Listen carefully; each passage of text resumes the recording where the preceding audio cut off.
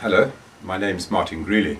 I work at the Institute of Development Studies at the University of Sussex in England. I've been working in development as an economist, working on rural issues primarily for about 30 years, and one of my great interests is microfinance. Particularly, I've researched the extent to which microfinance is a good vehicle for rural poverty reduction.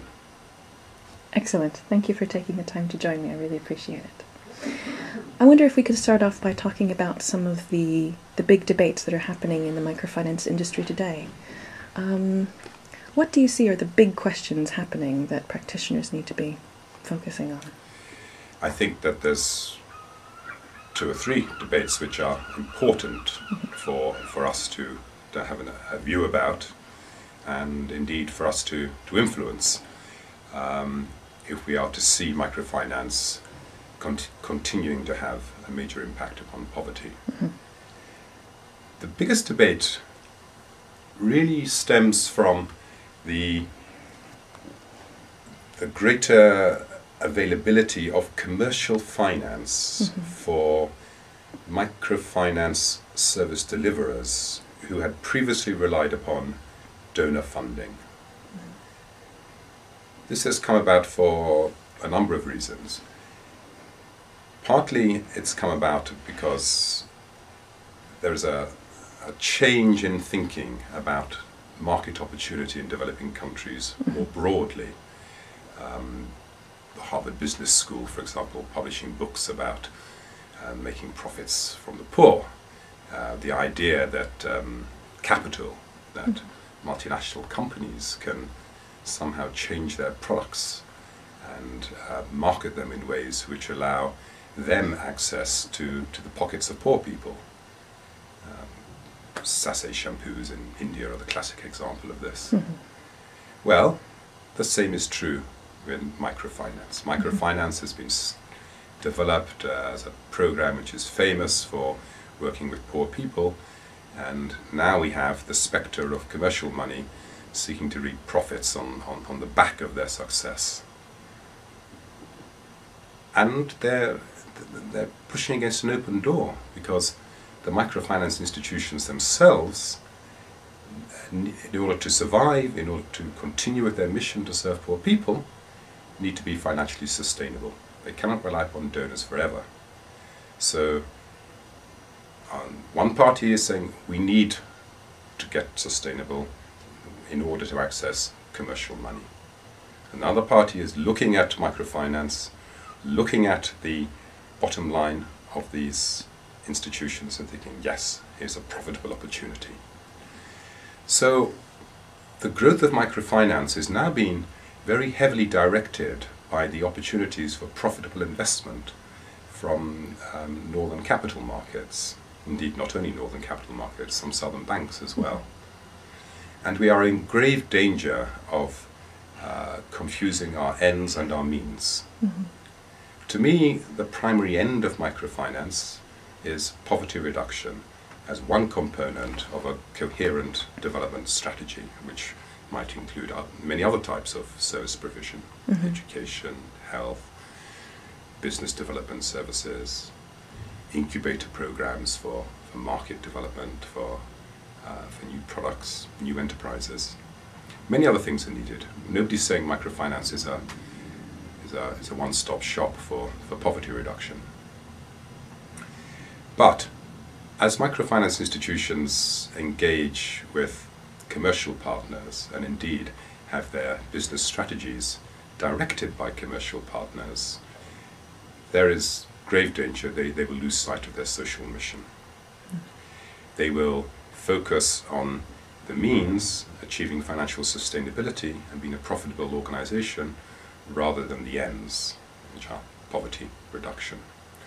And if you look at the contemporary microfinance literature, it's driven a lot by financial sector specialists.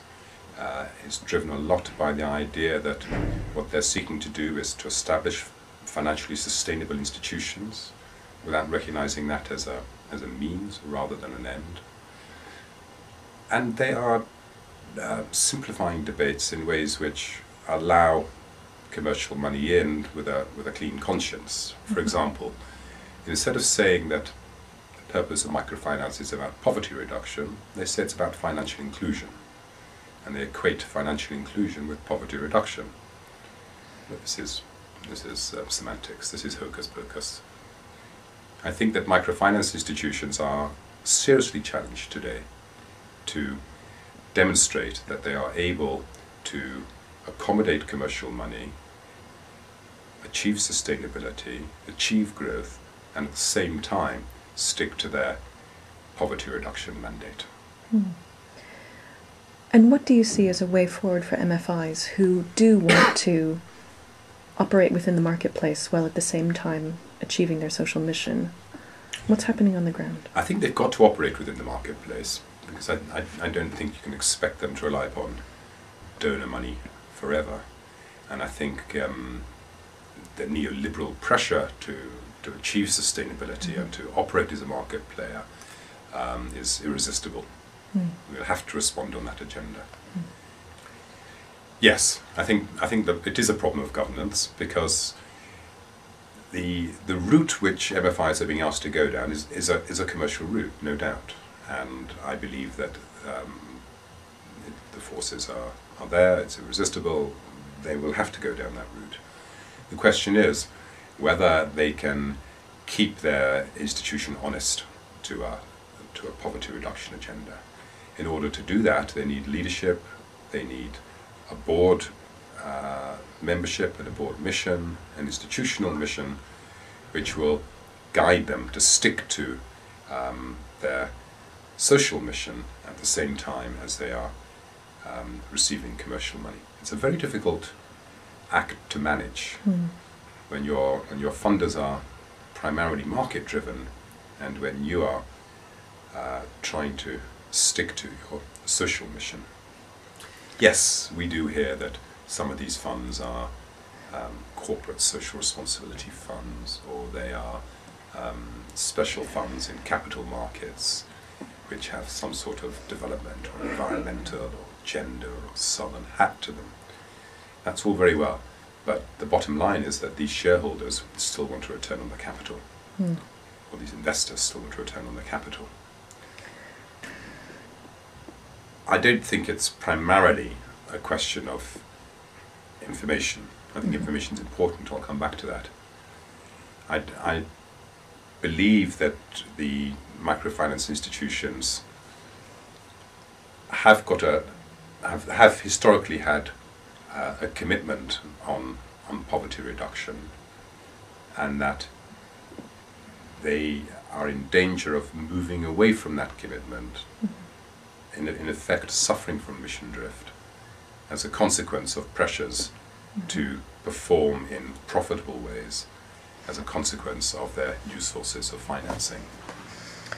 So how does the social performance management agenda map onto these issues in terms of enabling organizations to balance these seemingly competing priorities between social and financial performance? Well, this is what we don't do. Indeed, come back to information. I don't think information is the primary, if you like, contribution of the social performance agenda. I think its primary contribution is in ensuring that commitment to social values is represented in the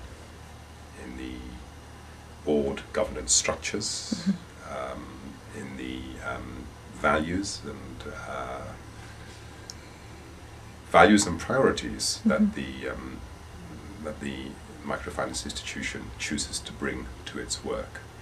Then, in order to establish how well it's doing that, certainly you need information, certainly you need tracking systems, certainly you need knowledge about who your clients are, knowledge about what products are most suitable for your clients, knowledge about how best to deliver those products to your clients.